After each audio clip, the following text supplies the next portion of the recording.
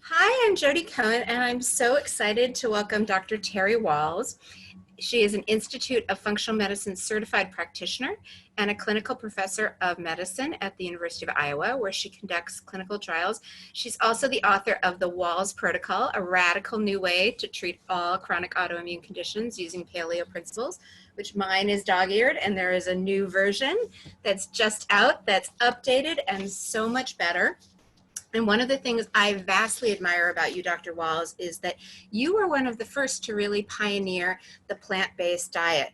And I'm hoping that you can talk a little bit about the benefits of plant diversity in the diet and why that might be helpful for the microbiome and the vagus nerve. Oh, sure. So if we think back over the 6 million years that humans have been separate from primates, we've been eating plants most of that time. And we had this huge diversity of our plants. Then about 2.5 million years, we started eating more meat, more bone marrow, more brains, more shellfish, and our brains grew larger, but we're still eating a lot of plants. And then 200,000 years ago, we started cooking our food. We didn't eat quite as many plants. Our guts shortened. And for the last 100,000 years, we've also added some fermented foods. But still, if we look at what the hunter-gatherers, our ancestral mothers and fathers, we know that they were eating about 200 different plant species every year. Of course, that would fluctuate with the season and with the locality. And there are many, many versions of the ancestral diet. But what is the most common theme is this immense diversity, both of animal species and of plant species.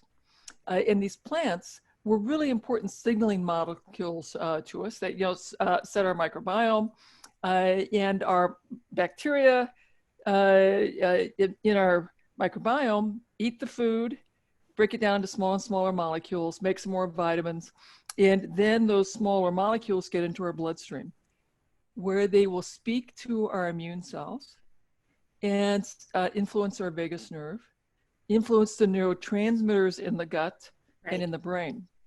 Right. And so, I think as a species, we know for at least 6 million years, we've been omnivores, eating animal material and plant material. Right. There are very, very few societies that existed that ate only animal material. And it wasn't until relatively recent that we could exist eating only plant material. We have much more experience as a species eating both plants and animals, hugely divergent. And I think we really rely on those signals to keep our chemistry balanced, to keep our microbiome balanced, to keep our sympathetic, parasympathetic nerves balanced. Right. And when we're lacking those raw materials, the plants, we don't get the same signaling molecules. And so the whole system kind of goes out of whack. Correct. And can you just quickly share your Wahls protocol, what you recommend in terms of plant diversity, please? Absolutely. So my goal, and I try to make this incrementally possible, because I know many people doing the standard American diet have a terrible diet, lots of fast food, lots of sugar, lots of processed foods. Right. So here's sort of the step-by-step process. Right. Step one, ramp up the vegetables, reduce the sugar in the processed foods, right. and get closer to a Mediterranean diet. So that's sort of the pre-Wahls. Yeah. And once you get to the Wahls, we want you to be gluten-free, dairy-free, egg-free, and a bowl of 9 cups of vegetables. 3 cups which seems like a lot out of the gate, but oh yes, my vets say like, so is that a week, doc, or a month? And I go, no, that's per day. Right.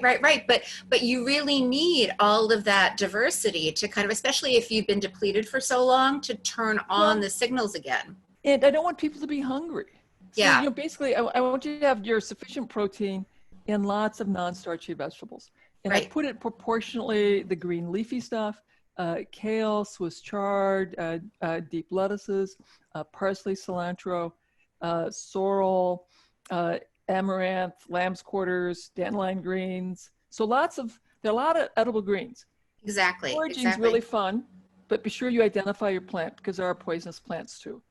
So, Right, and so I'm curious because I know you implemented this protocol in your own healing from MS, and I'm curious how long it took before you started to feel better, when you started oh, eating this so way.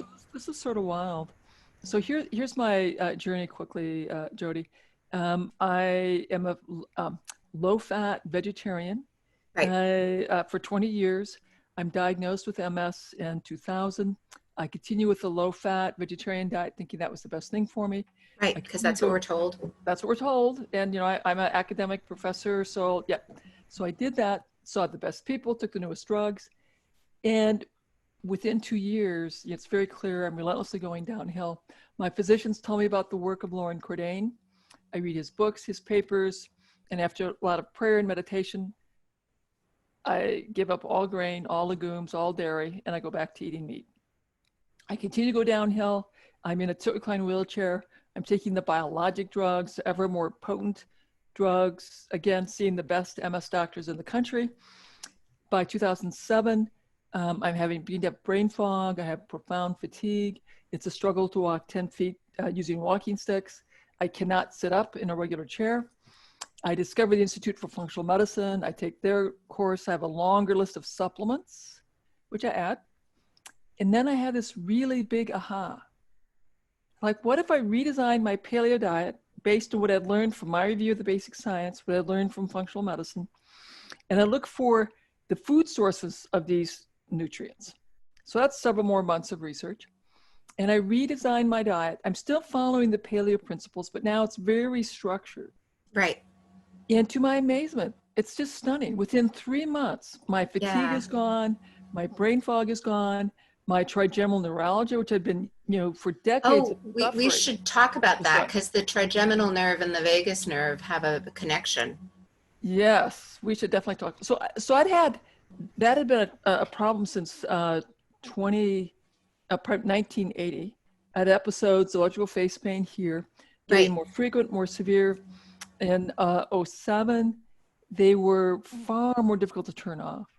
And so I had come to terms, Jody, that I was going to become demented. I was going to become bedridden. I was so afraid that my face pain would be permanently on because when it was on, sound triggered the pain, Right. light triggered the pain, the Right. disease triggered the pain, talking triggered the pain, a touch from my children triggered the pain. And so if it got to the point where it was permanently on, it was very difficult to imagine existing like that. Right, right. And the pain signals, like one thing people don't realize is it's a nerve signal. And It's sometimes kind of in like a chemical sensitivity or fibromyalgia, uh, the cell danger response, it keeps firing. And it's not, it just needs to be turned off. And by resetting your gut microbiome with your raw materials so that the right signals can be sent, you can recalibrate that signal, like almost return to factory settings so that it's not correct, firing all the time. correct. And what we may not appreciate is that any sensory input, when the gains turned all the way up, Right, becomes intensely painful. Whether right, that's light will do that, sound will do that, temperature, intensely cold or hot will do that. So any signal that's the gain, the amplitude is turned all the way up, it becomes intensely painful. So when this would be turned on, in that summer of '07, it would be so horrific that all my other sensory input would be whited out. And at times it became so intense that I could not maintain muscle tone and my knees would collapse. And so um, that's why, in the summer of '07, it certainly looked to me like I had this incredibly frightening, grim future. and that's what's amazing. We talked before we started recording about kind of where we are in the world and how we go through a grief process that I'll allow you to detail, but at the end it's almost like you have a choice. You get to choose to feel powerless and to just allow circumstances to take you on, or you have a choice that you can kind of step up and make your own choices. And it's so impressive. Like, I'm hoping that anyone who's listening who might have any of the symptoms that you mentioned is really empowered to know that they can change their future just by adding in more plants. You know, I certainly want everyone to know that as grim as my future was, one of the things that I've been very, very impressed with was the writings of Viktor Frankl, whose premise was, between every event in your life and your response to it, there's a space, and in that space we make a choice. Yes, I quote that all the time. So I have two young kids. Yeah. And they were 8 and 5 when I was diagnosed with MS. I knew that my premise, my mission in life was to have them be successful adults. Yes. And so, and I thought I was going to teach them how to be successful adults by teaching them martial arts, by mountaineering, by kayaking, doing wilderness travel. And it became pretty quickly apparent that that was not going to happen. So I had to think very deeply about, well, this was still really important to me. What tools did I still have? Yes. And yes. My tools kept getting smaller and smaller and smaller. And finally, the only choice was, well, you're going to get up and go to work every day. And they're going to have more chores. And we're going to talk about the fact that life's not fair, but we get up and do the best we can anyway. And what I began to ultimately realize was, you know, I could either give up. Yes. And I'm teaching them that when life gets hard, you give up. Or I could carry on and do the best that I can and teach them all sorts of terrible things will come to you, but you're going to get up every day and do the best you can anyway. That's exactly the choice I made when Max died. And it's really what you're talking about is the shift from victim mentality into personal responsibility. And that pause, this is actually what motivated me. This idea that the pause, in order to pause, we have to calm our nervous system. Because when we're in that state of fight or flight, we can't think clearly. It literally shuts off. It's basically the body just allowing us to make the next best move to stay safe, but we can't see the big picture. So the moment we can kind of ground ourselves and be calm, all of a sudden, all these other possibilities open up to us. And one of the key things that I love about what you're doing is I think that the diversity of the plants really turns on the microbiome, which is one way that you can turn on the vagus nerve and allow that to happen. Well, and you'll be glad to know I spend more time talking about the vagus nerve, about gargling, about singing, about humming, about breath work, about gratitude, so we can be even more intentional about getting ourselves into that parasympathetic state, that rest and digest. So, you know, the good news is I've made the decision that I don't know everything. I got to keep learning. And so I keep reading, I keep learning. I keep reading people, even people who completely disagree with me, like, okay, you know, I could be wrong. And sometimes I realize I am wrong. And I have to keep adjusting my point of view. So I do that too. I tell people that as soon as someone that you're reading or listening to says they have it completely right, stop listening to them. They're definitely wrong.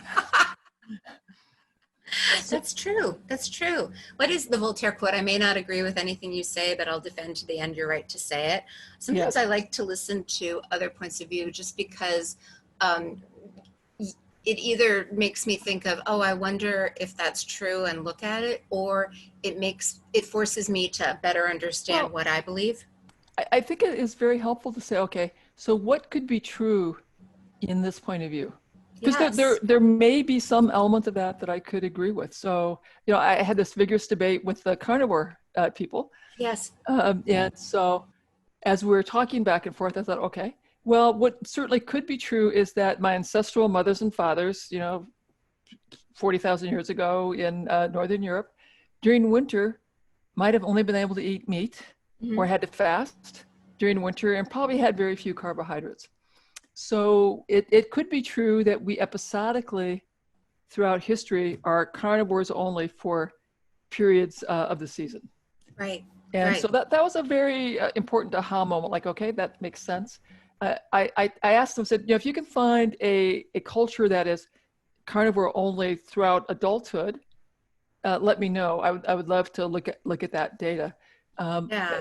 So far, they've not been able to find anyone. I can't find anyone. But we did come to an agreement that likely, depending on where you are in the world, there are seasonal periods where our ancestral mothers and fathers were either carnivores or fasting. You know what's really interesting? I tend to be more paleo. I like meat. It makes me feel better. But I decided because my liver was kind of having issues that I would try going vegan just for a period, just to really see. And the most immediate thing that I noticed was I was a lot less angry and I was a lot calmer. Well, I think likely there's a couple of potential issues there. One is your genetics, Right. of course. The other is your microbiome. That's Right. determining which genes are on and off. Yes, let's talk about that, the microbiome and turning on genes. So your microbiome will turn genes on and off. Your exercise will turn genes on and off. The amount of time I spend in the parasympathetic versus sympathetic state will turn genes on and off. My vitamin D level, my self-talk, my social networks.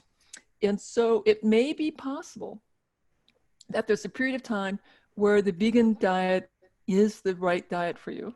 And Yes. that might be, we may discover that after your microbiome has readjusted, that we may go through a period where the Mediterranean diet might do better for you. Or you might find that your B12 levels start dipping down, some of your iodine levels dipping down, and you discover that seafood.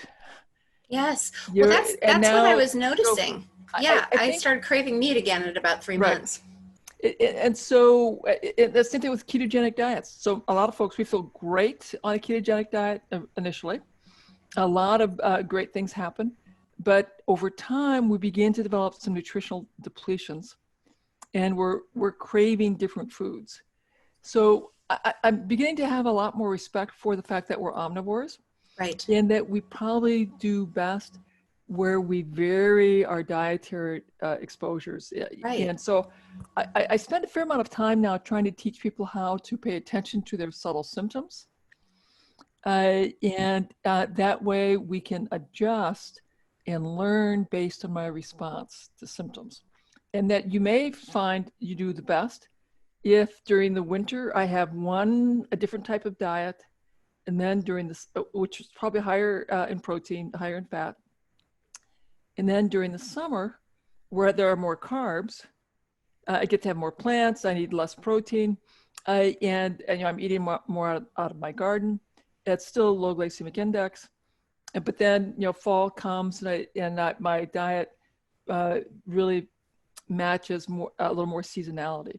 I think that makes a lot of sense, and that's actually one of the reasons I got into oils is this idea of kind of matching where you're at that particular time and being able to use, with oils, they distill them on the spot, so they kind of capture them at their peak of Yeah. seasonal energy and whatnot. I did want to loop back to what you were saying about the parasympathetic state and turning on the microbiome. I'm hoping you can elaborate on that a little bit more. Well, we have a lot more information that the food we eat, is Right. metabolized by our microbes into smaller and smaller molecules that will get into our bloodstream. Right. And these small molecules will influence the neurotransmitters. They appear to also influence vagal nerve activity. My scientific colleagues and I are not yet smart enough to understand that precisely, but I am very excited to tell you that we are writing grants to understand this more thoroughly. And we've just written a proposal to look at my freezer and my colleagues Ashu's freezer to analyze the metabolites.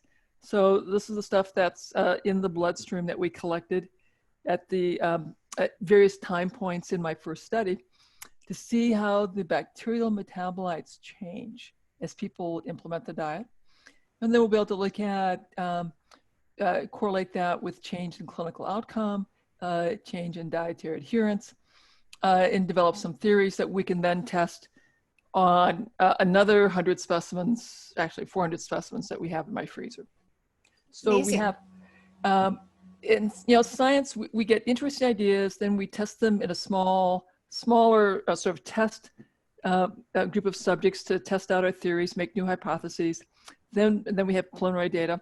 Then we write for bigger multi-million-dollar grants to study the big Right. Right. And that will really kind of validate what so many of us have been noticing, the gut-brain axis and the yeah. way things communicate. I love that you're validating that with science. Thank you. In the way science works in the research world is you get some brilliant clinicians who see an interesting case and they Yeah. write it up. And then they write up a case series, several more interesting observations. Right. And then someone says, okay, I'll run a prospective little clinical trial to see what happens if we do this. Do we hurt anyone? Could it be safe to run in a bigger study? If that goes well. Then Yeah. the do is a randomized, you get the intervention, you don't get the intervention. Right. You do that. Again, small pilot safety data. Then you do $1 million plus studies. And so this is this is damn hard work.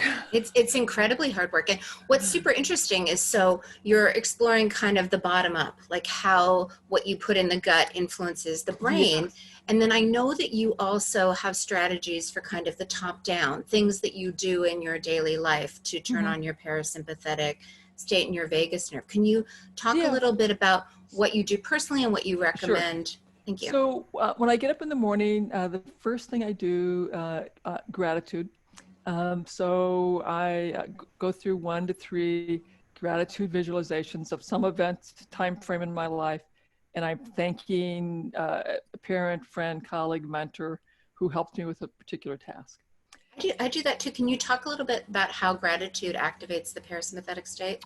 Well, what gratitude does, it lowers your cortisol. Right. It lowers the inflammasomes, which is really important now with COVID-19. It resets the NF-kappa B, and it appears to shift that balance between sympathetic, parasympathetic state. And you can do this by writing gratitude statements. You can do it by saying them out loud. And it's interesting to note that saying them out loud with the same kind of loud voice I have right now is much more effective than just whispering. Yes. Whisper. It's like I'm not really listening. I'm not thinking. I sometimes write people notes, or I just send a nice text. Like the more I try to kind of pay it forward.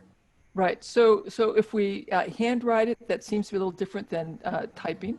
But typing, that's still helpful. Typing is better than whispering. Whispering, if you're whispering like to your lover, maybe that works just as well. That part I don't know. No one's really good at that. But if you just whisper it to a room by yourself, we do know that saying it out loud is much better than whispering to an empty room. Wonderful. No one's tested whispering to your lover. Okay. That might be just as good as saying it out loud. If you have an emotional context, but anyone that's listening, that's a very easy thing. You wake up and you say as loud as you can, at least 3 things that you're grateful for.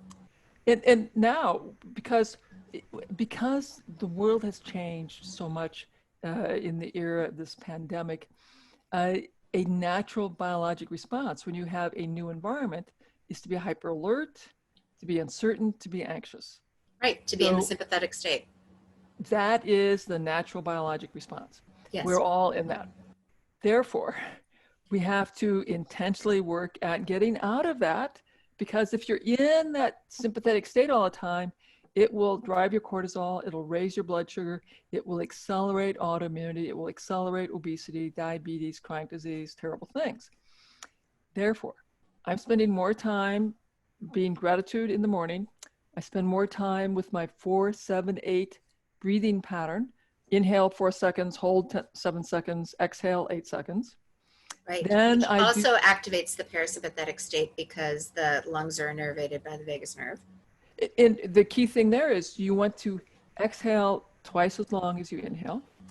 You could do the the oxygen advantage breathing technique where you inhale and exhale 3 times as long. So that's another variation of that. Then I do gentle exercise, and I do my sauna, and then I do voice work in the sauna. So I'll read for the first 20 minutes, and then I'm doing mama, mama, mama, mama, mama, me, me, me, me, me, me, me, me, me, me, me. and I go through my various voice exercises. Which also activates the parasympathetic nerve, the vagus nerve, because it innervates your throat and your voice. And this is far easier than using a tongue depressor to gag yourself. And, then after my shower, or actually after my sauna, I go in, I put a mud mask on my face. I'm brushing my teeth. I'm flossing my teeth. And again, I'm doing another round of voice lessons. And then when my clay mask has dried, I take my shower. And then I come back out and I do more rounds of gargling. So that whole morning routine is about 2.5 hours.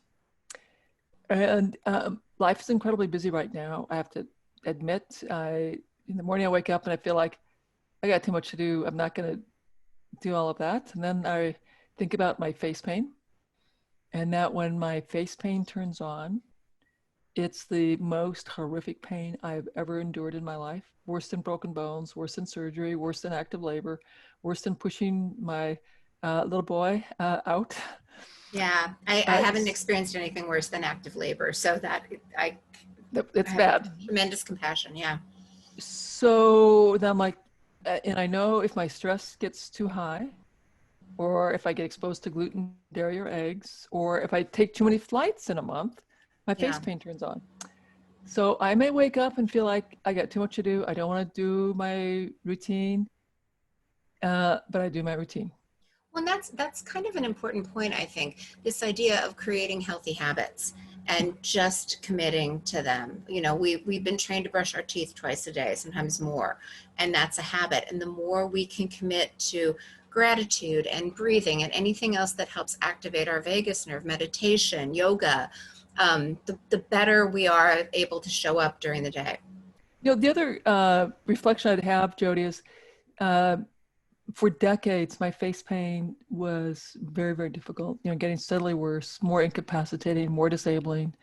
And it was my fear that it would turn on and then I would quit eating and it was going to be a miserable, very miserable moment in my life.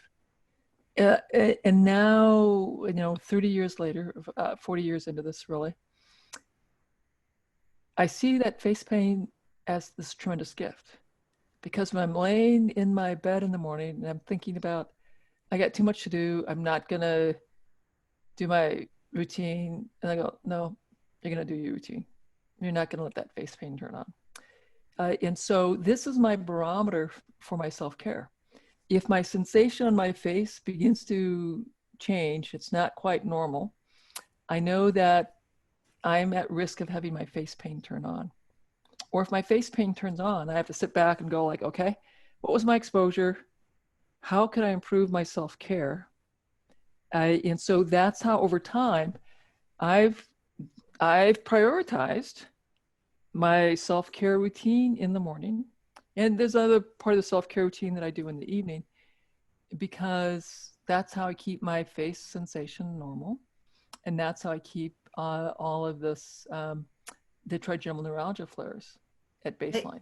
I love that. And one of the things that you said that I want to really highlight is this idea that our worst pain can be our greatest gift if we can figure out how to turn that into something positive. So thank you for saying that. That's the message I'm giving to my tribe is, we will all, unless you die unexpectedly at a very, very young age, all of us will experience loss. We will have missed grades, missed promotions, lost jobs. We will lose things of incredible value to us. We will lose people that are treasures to us. Our parents, our siblings, our spouses, our children. We will lose things and people that matter immensely to us. So we're all going to have to face loss. And however painful it is, there is an opportunity to learn something about yourself, about life, about meaning, about purpose, as you process and experience that loss and that grief. Yes, pain is the biggest motivator for transformation, because you don't want to stay stuck in it. So you have to figure out how to get out. Yeah, it's not that loss is diminished by learning. We'll still have that pain, we'll still have that sorrow, but I can choose to learn. Yes. I can choose to learn. I can choose to find that there's some insight, some new wisdom, some new tools that I can have that will make me more useful to my tribe, more useful to my family, more useful to my society. And so that's the message that I'm giving to my tribe now, as we're all trying to figure out how to navigate this new world. That's the message that I'm thinking about, as I'm like, I sure wish I wasn't having to deal with all these things either. But I'm sure there are things that we can learn. It's really helped me to think about this for society. I'm hearing from so many people that they are cooking for the first time. Yes. Yes. Like, Or, oh or my God, really that spending is family time. so powerful Yeah. that we are getting the message to cook. And Yes. another message we're getting is grow your own food. Yes. Yes. Put a pot out, put some seeds in your windowsill, on your deck, a planter by your front door, in a little green spot in your yard. That's Well, like and having your hands in the soil is another great way to diversify your your exposure. microbiome Yeah, it's and amazing. get your place grounded. Yeah. So what do I have to learn, me? What does our family have to learn? And what are the good things that our society are learning? And that makes me feel much calmer and more Yes. hopeful Yes. about the fact that, yep, these are hard times, but we'll get through them. We're going to get through them as a society. And those of us who are resilient, who decide that we're going to learn and adapt to this new reality, we will be far more effective in this new reality. Yes, there are some gifts. And thank you so much. So many tools that you shared that are just so easy to execute immediately to activate your vagus nerve, turn on the parasympathetic state, and really help yourself navigate any kind of uncertainty. So in addition to buying your amazing book, where can people find you?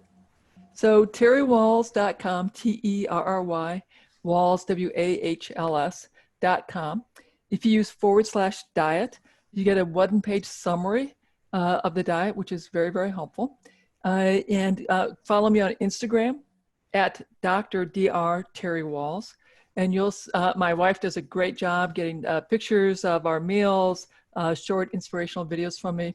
And then I'm at Facebook and on Twitter at Terry Wahls. Thank you so much. This was amazing. Thank you.